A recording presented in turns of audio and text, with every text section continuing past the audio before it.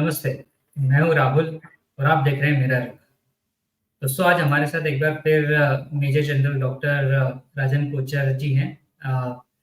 और आज इन्होंने बड़े शॉर्ट नोटिस पे हमारे लिए समय निकाला, इसके लिए इनका बहुत-बहुत धन्यवाद। क्योंकि 2 बड़ी जियोपॉलिटिकल घटनाएँ हुई और इन घटनाओं पर मुझे लगा कि शायद इनसे बेहतर हमें और कोई इनसाइट्स नहीं दे सकता और कोई नहीं समझा सकता। तो इसलिए सर से रिक्वेस्ट करी और सर ने शॉर्ट नोटिस पे समय दिया। सर इसके लिए बहुत-बहुत thank you. Thank you Rahul. मुझे अच्छा लगा कि आपका शो एक पॉपुलर शो बनता जा रहा है और हमारी कोशिश यही है कि एक प्रैग्मेटिक और एक रियलिस्टिक असेसमेंट दिया जाए, जिससे व्यूअर्स जो अ, हमारे सब कॉन्टिनेंट में हो रहा है उसके बारे में अच्छी तरीके से एक अपनी असेसमेंट कर पाए। राइट। सर जो 2 बड़ी इम्पोर्टेंट अभी जियोपॉलिटिकल सर्किट में जो 2 बड़े इवेंट्स हुए, जिसका मैंने अभी कॉल के शुरुआत में ज़िक्र किया, उसमें से एक इवेंट है रशियन प्रेसिडेंट व्लादिमीर पुतिन का री-इलेक्ट होना, वो भी बहुत थंबिंग वोट्स के साथ, थंबिंग मेजॉरिटी के साथ लगभग-लगभग वो 80% वोट्स के साथ में रशिया के प्रेसिडेंट फिर से इलेक्ट हुए हैं। और दूसरा पाकिस्तान और अफ़गानिस्तान के रिस्पेक्ट में है, जहाँ पर जो टीटीपी कंटिन्यू पाकिस्तान में अटैक किए जा रहा था, उसके रिस्पेक्ट में शायद पाकिस्तान ने रिटेलिएट करके लास्ट मिडनाइट एयर स्ट्राइक करी है अफ़गानिस्तान पर, जिसे अफ़गानिस्तान ने भी एडमिट किया है और पाकिस्तान ने भी उसके कुछ फुटेज जो है वो मीडिया में इश्यू किए हैं।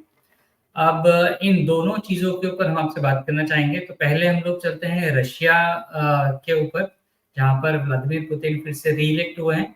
अब उनके री-इलेक्ट होने का रशिया-यूक्रेन वॉर के ऊपर क्या असर पड़ेगा? क्या ये एक किसी कन्क्लूज़न की तरफ जाएगा या पीस की तरफ जाएगा या फिर ये और एग्रेसिव होगा?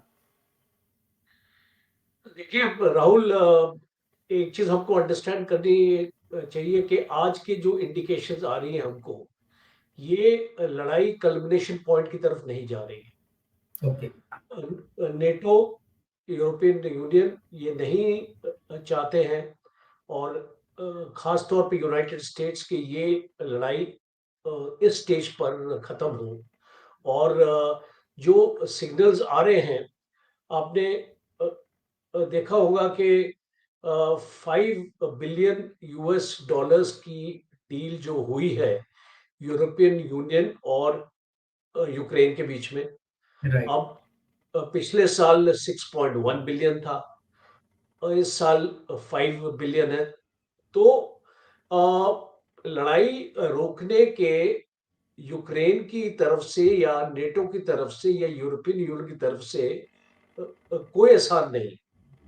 दूसरा, रशिया भी अभी तक अपना पॉलिटिकल या मिलिट्री एम के पास नहीं पहुंचा है। एक रशिया ने बहुत इंटरेस्टिंग अनाउंसमेंट करी है, अगर आप उसके ऊपर अपना गौर फरमाएं, कि Rostov on don, Donetsk, Mariupol और ब्रितनस्क, ये एक रेलवे लाइन बन रही है क्रीमिया तक। राइट, आप जानते हैं कर्च ब्रिज जो है, कर्च ब्रिज, इसके ऊपर अभी तक 2 अटैक्स हो चुके हैं, राइट, ड्रोन अटैक्स हुए हैं।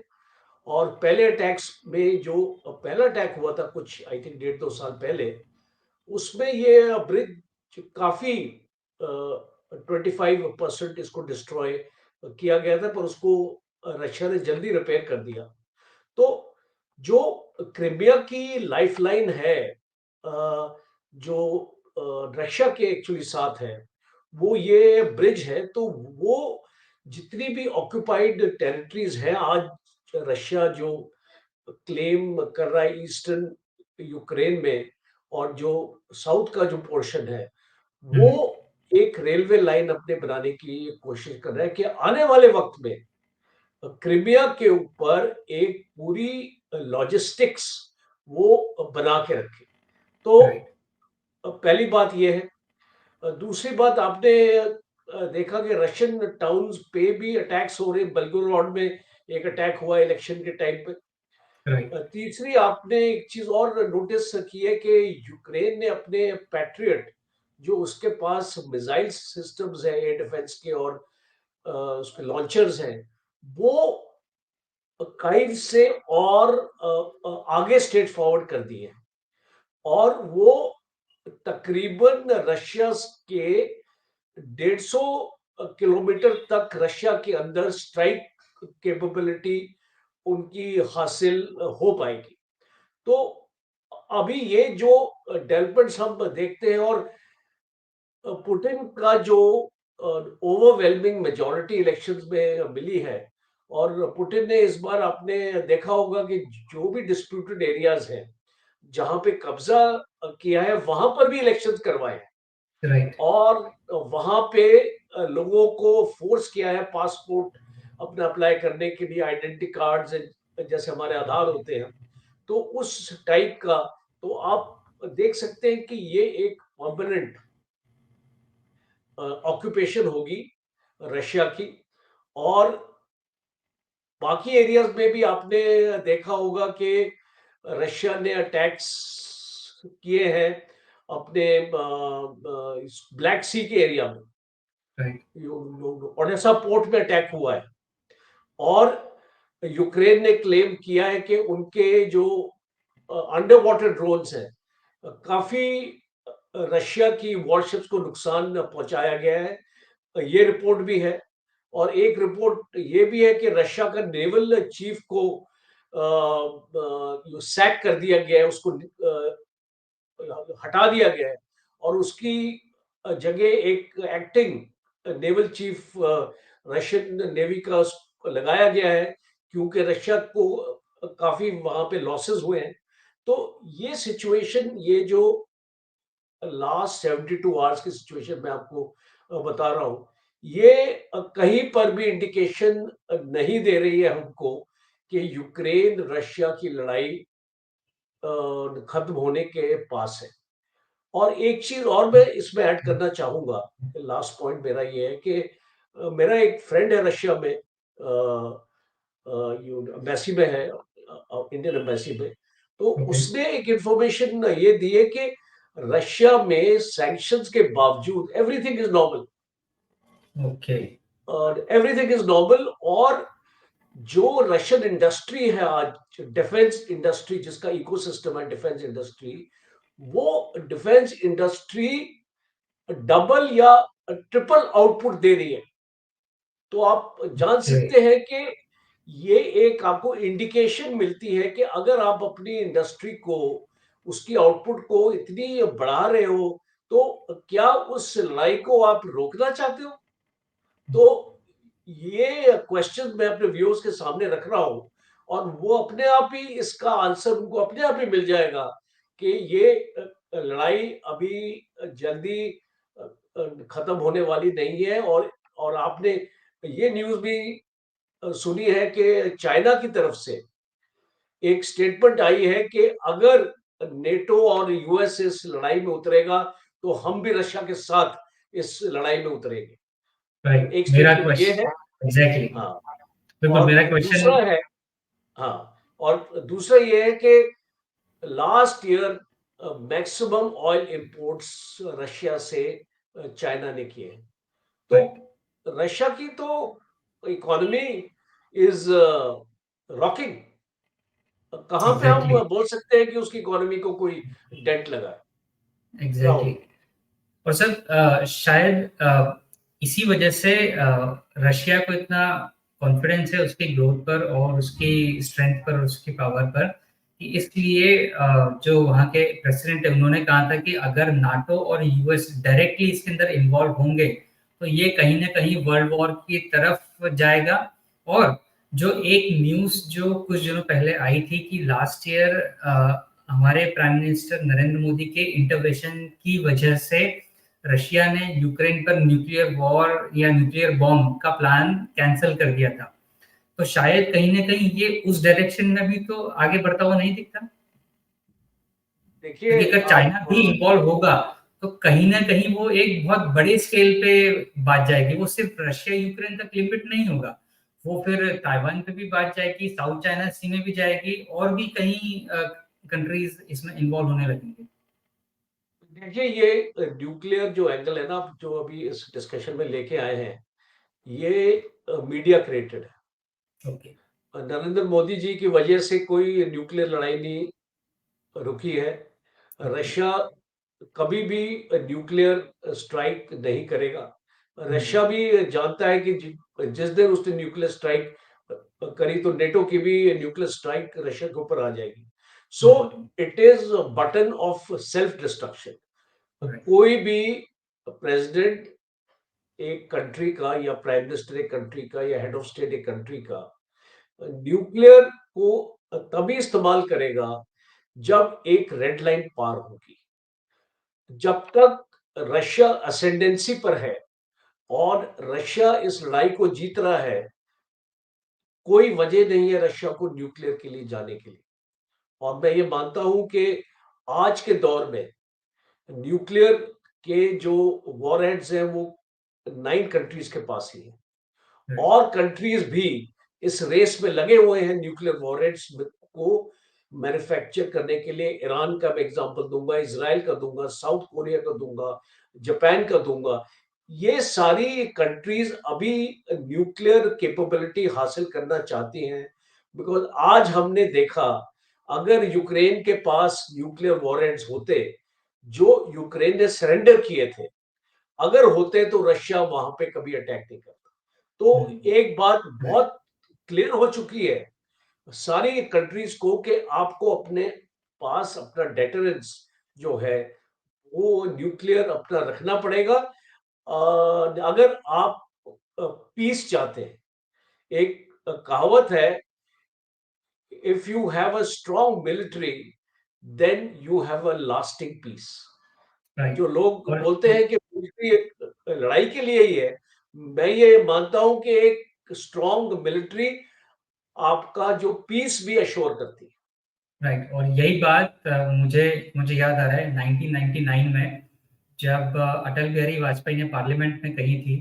उन्होंने कहा था कि अ, अगर आपको शांति चाहिए तो आपको मिलिट्री वाइज स्ट्रांग होना पड़ेगा, तभी आप एरिया में, इस पूरे रीजन में आप पीस ला सकते हैं।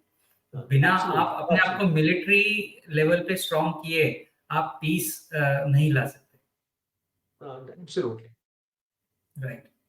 ओके। तो आपके पूरे एनालिसिस से और आपने जो चीजें बताई उससे यही लगता है कि ये चीज अभी खत्म होने वाली नहीं है और ये और एग्रेसिवली आगे आगे बढ़ेगी। राइट। एब्सोल्युटली। सर, इसी इसी चीज से एक एक और जो है वो वॉरहेड कहीं ना कहीं ओपन होता हुआ दिखता है या फिर कहीं ना कहीं इनिशिएट होता हुआ दिखता है। वो है हमारे नेबरिंग साइड में, यानी पाकिस्तान और अफगानिस्तान। अफगानिस्तान का ऑफिशियल या अनऑफिशियल ग्रुप कहें, उसे टेररिस्ट ग्रुप कहें या उसे मिलिटेंट ग्रुप कहें, कुछ भी कहें, या फिर उसे पाकिस्तान का ही पाला हुआ एक ग्रुप कहें, जो कि टीटीपी, वो कंटिन्यू बेसिस पे पाकिस्तान पे पिछले कई समय से, पिछले कई सालों से अटैक्स किए जा रहा है और उसमें पाकिस्तान के मिलिट्री पर्सन्स को वो डैमेज कर रहा है, उन्हें मार रहा है। ना सिर्फ वो लोगों को मार रहा है, वो बल्कि एसेट्स को भी डिस्ट्रॉय करता हुआ जा रहा है और एक नॉर्मल सिविलियन को भी हर्ट कर रहा है। अब खबर ये आई है कि पाकिस्तान एयरफोर्स ने अफगानिस्तान में एयर स्ट्राइक करी है और इसे अफगानिस्तान ने भी एडमिट किया है, उसे एक्सेप्ट किया है कि हाँ, ऐसा कुछ एक एग्रेशन हुआ है। तो कहीं ना कहीं एक नया वॉरहेड यहाँ पर ओपन होता हुआ तो नहीं दिखता। देखिए ये एक लड़ाई नहीं है, बिकॉज आफ्टर ऑल ये दो कजन ही है ना, कब तक एक दूसरे के साथ लड़ेंगे। तो हम्म।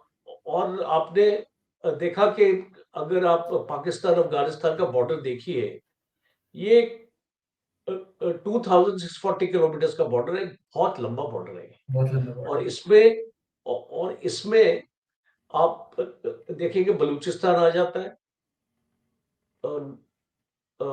फाटा आ जाता है, और खैबर पख्तूनवा का एरिया जो अभी हम इसको बोलते हैं।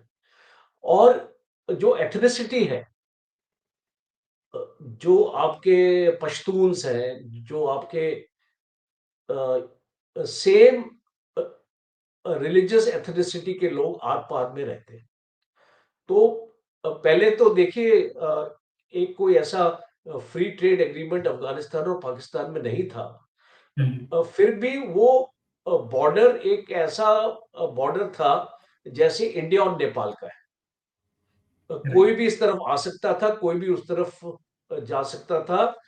एक तोखम क्रॉसिंग है जहाँ से पूरा जो लॉजिस्टिक्स आपकी ट्रक्स जो थी, वो अफ़गानिस्तान से पाकिस्तान आती थी, पाकिस्तान से अफ़गानिस्तान आती थी। सितंबर 23 में इस बॉर्डर को बंद कर दिया गया हुँ, और एक सिस्टम स्टार्ट कर दिया गया कि वीज़ा और पासपोर्ट के बिना आप ना तो पाकिस्तान के अंदर आ सकते हैं और ना ही अफ़गानिस्तान के अंदर आ सकते हैं। अफ़गानिस्तान ने भी इसको एनफोर्स करना शुरू कर दिया जब पाकिस्तान ने इसको स्टार्ट किया। तब से ये हुँ, रिलेशन खराब होने शुरू हो गए। राइट। दूसरा पाकिस्तान की सिक्योरिटी फोर्सेस पे तहरीक-ए-तालिबान पाकिस्तान का बहुत ही ज़्यादा अटैक्स होने लगे। 2023 में 650 अटैक्स 650 ओ अटैक्स ओके। और 1000 से ज़्यादा लोग मारे गए हुँ, पाकिस्तान के और उसमें 80% सिक्योरिटी फोर्सेस थे। हुँ, दूसरा जो एक रेड लाइन हुई, वो हुई कि एक पाकिस्तान का मिलिट्री चेक पोस्ट है, नॉर्थ वज़ीरिस्तान में, जिसमें 7 पाकिस्तान सोल्जर्स मारे गए और ये हाल ही में हुआ। तो हुँ, इसमें पाकिस्तान ने रिटेलिएट किया है और जो पाकिस्तान की एयरफोर्स ने स्ट्राइक किया है, आपको आपको हँसी आएगी या जो आएगा, वो कोई ऐसा टेररिस्ट कैंप पे स्ट्राइक नहीं किया हुआ, सिविलियन एरियाज़ पे स्ट्राइक किया। ओह! तो ओके। पाकिस्तान की जो एयर स्ट्राइक्स है, जो खबर आ रही है, अफ़गानिस्तान की तरफ से भी रिपोर्ट आई है कि पाकिस्तान की एयर स्ट्राइक्स ने तो सिविलियन एरियाज़ को टारगेट किया है। बेसिकली पाकिस्तान ने एक रिटेलिएटरी मूव किया है। आपको हुँ, याद होगा जब बालाकोट हुआ था, हुँ, एक इसी टाइप का पाकिस्तान ने अटैक हमारे ऊपर किया था और जो भी बॉम्ब्स फेंके थे वो कहीं पर भी टारगेट्स में इसको लगे नहीं थे। तो उसी राइट। टाइप का रिस्पॉन्स आज पाकिस्तान में हुआ है। दूसरा, आप पाकिस्तान की जियोपॉलिटिकल सिचुएशन देखिए। पाकिस्तान ने अपने सारे नेबर्स के साथ रिलेशन अपना खराब कर दिए। हुँ, एग्ज़ैक्टली। ईरान के साथ पाकिस्तान की प्रॉब्लम है, अफ़गानिस्तान के साथ पाकिस्तान की प्रॉब्लम है और इंडिया के साथ पाकिस्तान की प्रॉब्लम है। अब पाकिस्तान 3 फ्रंट नहीं खोल सकता एक टाइम पे। राइट। अगर पाकिस्तान की आर्मी के पास कैपेबिलिटी नहीं है कि अगर ये 3 फ्रंट खुल गए, तो पाकिस्तान की आर्मी को खाली चाइना ही बचा सकता है राइट। और चाइना ऐसी हिमाकत नहीं करेगा क्योंकि अगर चाइना इस एरिया में आता है तो चाइना की भी बहुत कैजुअलिटीज होगी। तो चाइना अपने बॉडी बैग्स नहीं एक्चुअली चाहता है और बूट्स ऑन ग्राउंड वो पाकिस्तान में लेके नहीं आएगा, आप ये मान के चलिए। हुँ, दूसरा इंपॉर्टेंट ये है कि आज की न्यूज़ है, अभी की न्यूज़ है, 2 घंटे पुरानी न्यूज़ है कि ग्वादर पोर्ट पे अटैक हुआ है।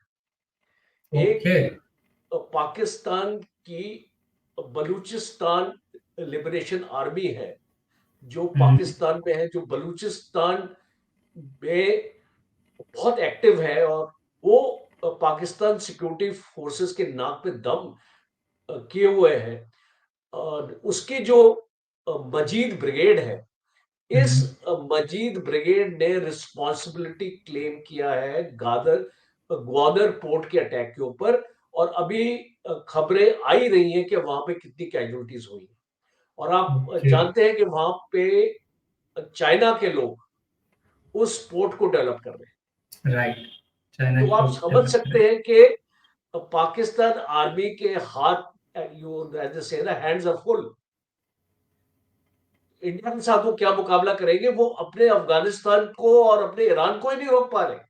राइट। और ईरान की भी ये अफगानिस्तान की भी ये न्यूज़ है कि अफगानिस्तान ने पाकिस्तान के मिलिट्री पोस्ट पे मॉर्टर शेल गिराए हैं in retaliation of the air strike, और हुँ, उस मॉर्टर शेल में पाकिस्तान के कुछ सोल्जर्स इंजर हुए।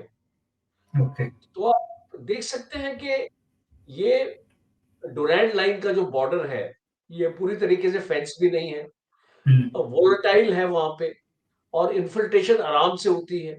वहां पे ड्रग ट्रैफिकिंग दबा के हो रही है। आईएसआई का जो रेवेन्यू है, वो इस ड्रग ट्रैफिकिंग के थ्रू ही उनको ये पैसा मिलता है, और इस पैसे से वो अपनी जो कश्मीर में जो अपनी हरकत अपने करने की कोशिश कर रहे हैं, वो उसको फंड कर रहे हैं। तो ये एक you snakes in their own backyard, आपको आप जानते हैं कि हिलेरी क्लिंटन का एक फेमस ये था कि the snakes will bite in your own backyard. Right. आज पाकिस्तान की स्थिति वो है। Pakistan is not in a position to wage a war against Afghanistan, because देखिए, एक होती है कन्वेंशनल वॉर और एक होती है गुरिल्ला वॉर। अब अफगानिस्तान के साथ आप कन्वेंशनल वॉर तो कर नहीं सकते हैं, राइट। बिकॉज अफगानिस्तान के पास तो ऐसी फौज है नहीं कि जो पाकिस्तान का मुकाबला कर सके। आपका उसके बाद एयरफोर्स नहीं है। अच्छा, उसके बाद आर्मर्ड टैंक्स नहीं है, उसके पास आर्टिलरी गन्स नहीं है, इस टाइप का एक फौज नहीं है अफगानिस्तान के पास। हुँ, बट हुँ, अफगानिस्तान के पास है फाइटर्स जो गुरिल्ला वॉरफेयर माउंटेन एरियाज में करेंगे और पाकिस्तान की नाक पे दम कर देंगे। हुँ, तो पाकिस्तान अगर अपना इन्फिल्ट्रेशन अपना करे और अगर वहां पे अटैक करे, तो पाकिस्तान को भी काफी उसमें कैजुअलिटीज मिलेंगी। और राइट। अफगानिस्तान एक ऐसा देश है जिसमें पाकिस्तान जाना नहीं चाहता, हुँ, बिकॉज पाकिस्तान का बलूचिस्तान के जो लोग यहाँ बगावत करेंगे, खैबर पख्तूनख्वा के लोग, बिकॉज एथनिसिटी तो वही है ना।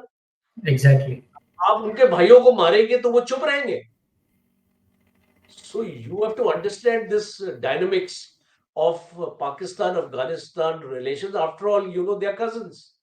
राइट। और आपने इमरान खान का भी ट्रैक रिकॉर्ड उसको देखा, तो उसको तालिबान खान बुलाया जाता था। तो आप जी। You know all things you have to connect these dots. और ये जो चीजें एक्चुअली हो रही हैं, और अभी बलूचिस्तान, ये अफगानिस्तान के डिफेंस मिनिस्टर ने एक स्टेटमेंट दिया है, उसको गौर फरमाना बहुत ज़रूरी है। और हक्कानी जो उनका इंटरनल अफेयर्स का मिनिस्टर है, उसने भी स्टेटमेंट दिया है। दोनों ने ये स्टेटमेंट दिया है कि we are not able to control this area. हुँ, ये हमारा काम नहीं है।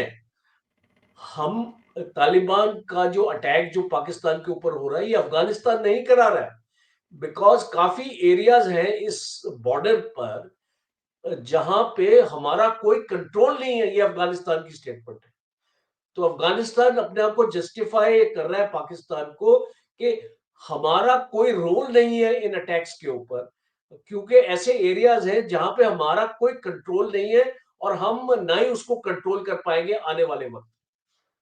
तो ये सिचुएशन ऐसे ही रहेगी, वॉलेटाइल रहेगी, बीच में ब्लो हॉट ब्लो कोल्ड जैसे हम बोलते हैं, बीच में कुछ वारदात होंगी, एक क्वाइट और एक लल पीरियड आएगा, और ये ऐसे चलता रहे। राइट। और सर इससे एक और चीज़ मुझे क्वेश्चन आता है जो कि सॉरी रशिया और यूक्रेन के वॉर से रिलेटेड है। क्योंकि इस वॉर को लगभग-लगभग 2 साल हो जाएँगे। तो पहले शायद ऐसा होता था कि कोई वॉर चलता था, वो 10 दिन, 15 दिन या महीना भर या 6 महीने चलता था। पर आजकल वो सिचुएशन नहीं है, आजकल ये वॉर कई सालों तक चलते हैं। ये एग्ज़ाम्पल हमने रशिया-यूक्रेन केस में भी देखा और यही चीज़ अभी हमें इज़राइल और हमास के केस में भी दिख दिख रही है। तो ऐसी सिचुएशन में एक कंट्री अपना कितना आर्टिलरी का बफर लेके चलती है कि उसे इतने लंबे वॉर में सस्टेन करना पड़े, क्योंकि कोई भी 2 साल या 3 साल का तो स्टॉक लेके नहीं चलता होगा। ये तो बहुत अच्छा क्वेश्चन पूछा राहुल आपने। बट हम इसका ना हर एक सिचुएशन का हम यूक्रेन का या इजराइल का टेम्पलेट नहीं लगा सकते। ओके। डीपर अंडरस्टैंडिंग के लिए मैं ज्यादा टाइम नहीं लूंगा इसको आंसर करने के लिए। डीपर अंडरस्टैंडिंग के लिए आपको ये समझना पड़ेगा कि रशिया का पॉलिटिकल एम क्या था और वो उस पॉलिटिकल एम को मिलिट्री एम में कैसे वो कन्वर्ट हुआ, और इजराइल का पॉलिटिकल एम क्या है और उसका मिलिट्री एम क्या है। अगर आपका पॉलिटिकल या मिलिट्री एम एक कौम को खत्म करने का है, हम्म। एक टेररिस्ट ऑर्गेनाइजेशन को फिनिश करने का है, तो आपकी कोई भी लड़ाई छोटी लड़ाई नहीं होगी। हम्म। और अगर आपका खाली एम है कि दूसरे देश को एक थप्पड़ देना है या एक मैसेजिंग देनी है या एक उसको लेसन देना है, तो आपकी जो लड़ाई होगी छोटी। और किसी भी कंट्री एक्सेप्ट सुपर पावर, किसी भी कंट्री के पास इतना एमुनिशन नहीं है, इतना वेरविदौल नहीं है कि वो सालों तक अकेले लड़ सके। उस कंट्री को दूसरे देशों की मदद लेनी पड़ेगी। और आज अगर यूक्रेन टिका हुआ है, ये यूक्रेन की डिफेंस कैपेबिलिटी नहीं है, राइट। ये वेस्ट की डिफेंस कैपेबिलिटी है जो यूक्रेन को आज इतना लंबा खड़ा करके उसको रखा हुआ है।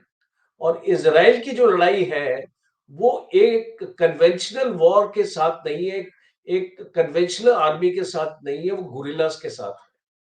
और उनको ढूंढ ढूंढ के मारना इसराइल के लिए बहुत मुश्किल हो गया है, क्योंकि वो सिविलियन पॉपुलेशन के साथ मिक्स हो चुके हैं। तो आपको ये राइट। चीज डायनेमिक्स आपको समझनी पड़ेगी कि हम्म। ये ऐसी कन्वेंशनल वॉर्स नहीं है। जैसे इंडिया पाकिस्तान की अगर आपकी लड़ाई होगी तो वो लंबी लड़ाई नहीं होगी, राइट। वो एक कन्वेंशनल वॉर होगी जिसमें टैंक्स का इस्तेमाल होगा, एयरफोर्स का होगा, गन्स का होगा, ड्रोन्स का होगा, मिसाइल्स का होगा, इस टाइप की लड़ाई होगी।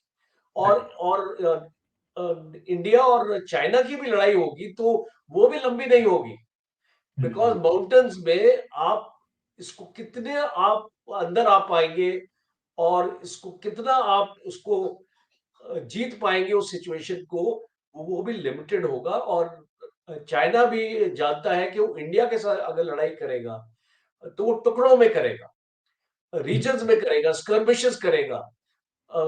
अरुणाचल प्रदेश में अपना एक एक्शन कर देगा, या हो सकता है डोकलाम में कोई एक एक्शन कर दे, हो सकता है लद्दाख में कोई एक्शन कर दे, बट पूरे फ्रंट पे लड़ाई नहीं होगी। राइट। वो चाइना भी जानता है और इंडिया भी जानता है, बिकॉज चाइना अपने आप को मजबूत कर रहा है उस एरिया में। आज की डेट मान के चले कि अगले 3 साल तक कोई ऐसी लंबी लड़ाई चाइना के साथ नहीं हो सकती है। बाद के बारे में मैं नहीं कह सकता हूं, क्योंकि जिस तरह की कैपेबिलिटी आप अपना बना के उसको रखोगे, और अगर इंडिया अपनी कैपेबिलिटी मजबूत नहीं करेगा तो फिर चाइना सोच सकता है लंबी लड़ाई के लिए, बिकॉज चाइना के पास कैपेबिलिटी है एक लड़ाई को लंबा खींचने के लिए। राइट। अभी इंडिया के पास वो कैपेबिलिटी कम है, और इसीलिए इंडिया अलायंसेस के साथ जा रहा है। आज आपने देखा कि इंडिया की स्ट्रेटेजिक पार्टनरशिप इसराइल के साथ है, रशिया के राइट। साथ है, यूएसए के साथ है, जापान के साथ है, और साउथ कोरिया के साथ भी हम अभी बिल्ड कर रहे हैं। तो ये अलायंसेस आज इंडिया को एक्चुअली जरूरत है इस अलायंसेस की आज। आने वाले वक्त में हो सकता है इंडिया को इसकी जरूरत ना पड़े, और इसीलिए इंडिया आज अपना डिफेंस बजट और अपनी कैपेबिलिटी को बढ़ाने की कोशिश राइट। कर रहा हूं। बिल्कुल सर, ऐसा ही है। और आपने इन दोनों इवेंट्स पर इतने अच्छे से, इतनी डिटेलिंग में सारी चीज़ें बताई, तो आई एम श्योर जो बहुत सारे क्वेश्चंस होंगे व्यूअर्स के वो आंसर हुए होंगे। और आपके आपके समय के लिए बहुत-बहुत धन्यवाद। उम्मीद करेंगे कि फिर किसी और टॉपिक के साथ में आपसे ज़रूर बात हो, मुलाकात हो, पर वो टॉपिक कहीं किन्हीं 2 देशों के बीच वॉर का ना हो, क्योंकि ये समझता है कि वॉर से कोई भी सॉल्यूशन नहीं निकलेगा, हम किसी भी प्रोग्रेस की तरफ नहीं जाएँगे। वॉर कहीं पर भी ना हो, एक पीस हो, स्टेबिलिटी हो और एक प्रोग्रेस हो। सो आपका बहुत-बहुत शुक्रिया sir. Thank you Rahul. Thank you. बहुत अच्छा लगा आपके प्रोग्राम में और मेरी तरफ से आपके सारे व्यूअर्स को जय हिंद। Thank you sir. जय हिंद।